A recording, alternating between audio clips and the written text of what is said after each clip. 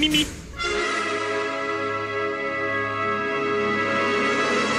Mimi. Silence. Chers auditeurs, bonjour. En tout premier lieu, permettez-moi de vous souhaiter à tous une très belle année 2024. Alors pour bien démarrer cette nouvelle année, je vous propose un petit focus sur le film tant attendu de Martin Bourboulon, Les Trois Mousquetaires Milady. Le film est sorti en salle juste au moment de Noël et peut-être avez-vous profité des vacances et des fêtes pour aller le voir. Certains ont peut-être même profité de la toute nouvelle salle 4D du Pâté. De ce que l'on peut entendre, de ceux qui ont eu la chance d'en profiter, voici ce qui en ressort. L'animation est bien chorégraphiée, totalement en phase avec l'action visible à l'écran. Ainsi, lors d'une scène de combat avec du feu, de la chaleur sort de derrière le siège dans le cou. Les fauteuils s'inclinent aussi pour simuler le personnage qui tombe. Ou alors des souffles d'air qui simulent la vitesse de l'action. Alors certains ont toutefois trouvé qu'avec les fauteuils qui bougent, il y avait un petit peu trop de scènes à cheval à leur goût.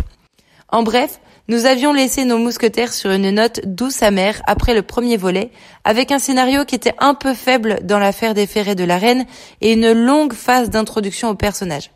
Cependant, dans ce deuxième opus, je constate que Martin Bourboulon a accordé beaucoup plus d'importance à l'intrigue, qui nous offre des séquences grandioses, en particulier lors de la reconstitution du siège de La Rochelle.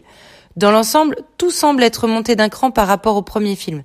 L'action, l'intrigue, l'humour et les batailles. Lina Coudry apparaît moins à l'écran, laissant toute la lumière à Eva Green qui incarne une Milady Winter épatante. Cependant, elle tend à éclipser un peu le personnage de D'Artagnan, qui est joué, à mon sens, avec toujours un peu trop de légèreté par François Civil.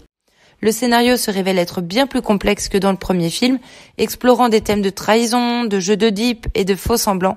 Cela rend le film passionnant, bien que cela puisse parfois perdre un peu le spectateur, car les protagonistes sont nombreux et leurs aspirations souvent troubles.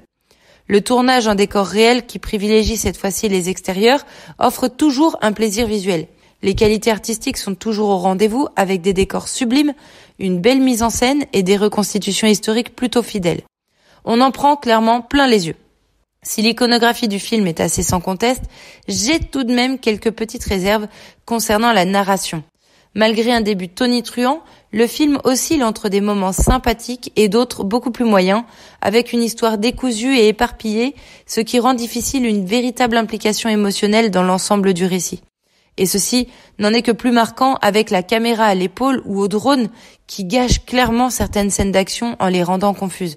Ce fameux mouvement qui se veut très immersif, mais qui est d'une souffrance pour le spectateur qui n'arrive pas à suivre, à en avoir les yeux qui piquent. Décidément, je ne comprendrais pas cette mode. Au final, on aurait pu s'attendre à un final classique sous forme de happy end qui aurait satisfait tout le monde d'ailleurs. Mais non.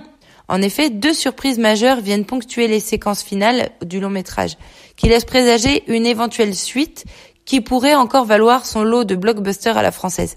Ce n'est pas un film à grande récompense, mais il reste un film sympathique à voir, un bon divertissement familial. En attendant la suite, sachez que l'univers des mousquetaires devrait en tout cas revenir sous forme de série. Comme ça a été annoncé en octobre 2022, Pathé, Chapter 2 et Disney+ vont produire et sortir sur la plateforme deux séries inspirées du diptyque Les Trois Mousquetaires. Il va y avoir d'abord Black Musketeer, qui suit le personnage de Hannibal, qui est introduit dans Les Trois Mousquetaires Milady, dont on vient de parler, et Milady Origins, qui s'intéresse aux origines de Milady Winter. Deux belles aventures en perspective, Alexandre Dumas est un terrain décidément inépuisable. Allez, je vous dis à bientôt pour une nouvelle chronique cinédiée.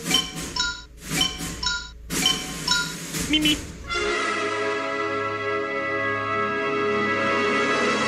Mimi. Silence.